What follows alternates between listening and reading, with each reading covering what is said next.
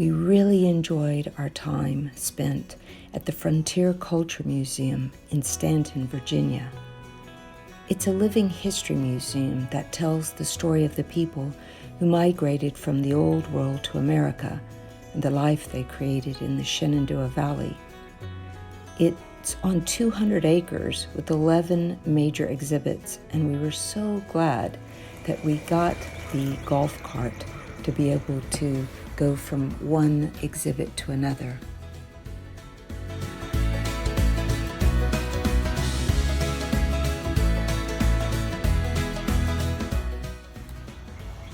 I was so excited when I came upon the 1600s English farm.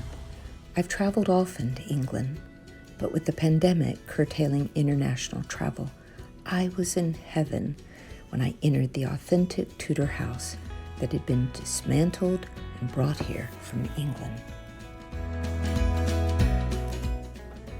It's like stepping back into time to see the whitewashed interiors and old timbers. The rooms smell smoky from countless fires. All the implements needed to survive are at the ready. Cooking tools made at the blacksmiths, woven brooms and baskets of wool ready to spin.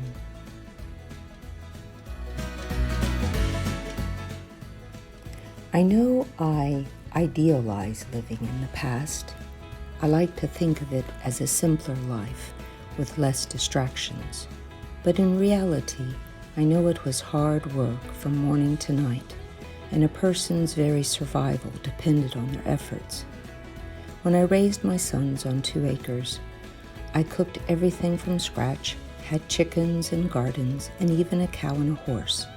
But when the cow died and the garden failed, I knew I could run down to the grocery store.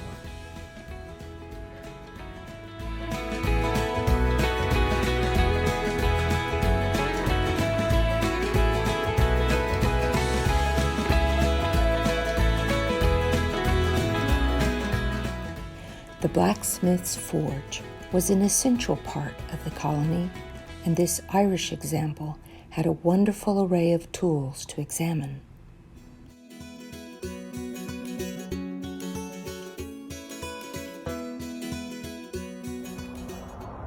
Blacksmith's major job would be to make tools and repair them, and this is called a dog. And what it was used for, if you were working on 2 different logs or pieces of timber, you could pound one spike into one of them and the other spike into the other to hold them in place, like a dog would hold, a terrier would hold a rat, so to speak. And so this is a very important tool, especially when you're shaping timber.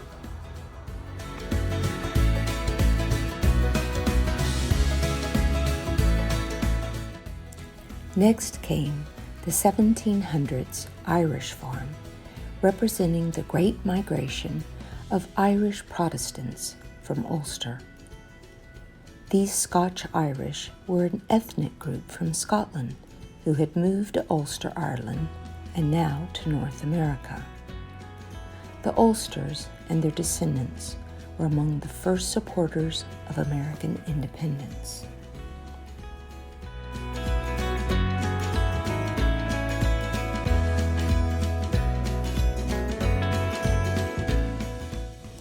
The 1700s German farm, with its authentic timbered barn and old work wagon, was interesting to explore.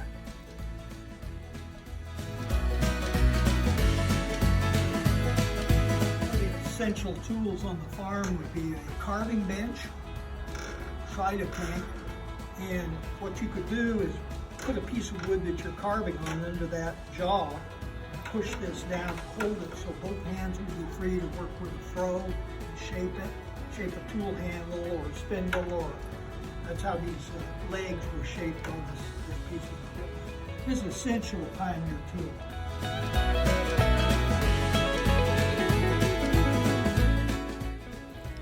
German immigrants farming in the Shenandoah Valley had a much different relationship with the land from that of the planters of English stock. The Germans had not received huge grants of land from the English king or the royal governor. They had bought their land in relatively small holdings. Coming from a country with the tradition of keeping the farm in the same family for generations, even centuries, they were in it for the long haul, not for quick profit.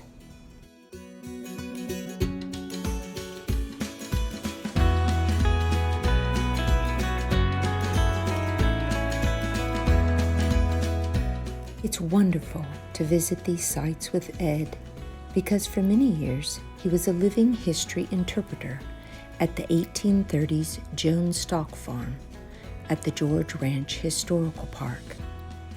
It's one thing to study historical living and another thing to actually plow fields with your own team of oxen.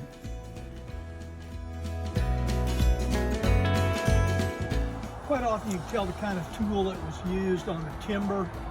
Sometimes in modern day you can see a circular saw mark on from the sawmill. But earlier on with the pit saw you saw the vertical or slightly inclined stroke of the saw.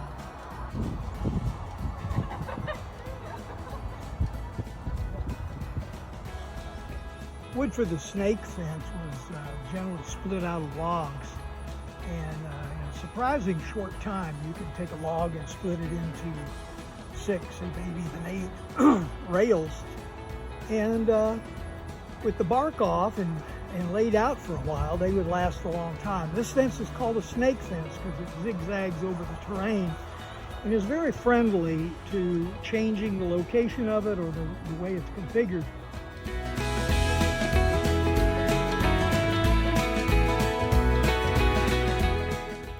I am certain I lived a previous life in the past, for I feel right at home in these environs. I am itching to don a homespun dress and bonnet, work on needlework, put up preserves, and create my remedies. These are all things I did while raising my boys. Who knows? Maybe my future holds this life too.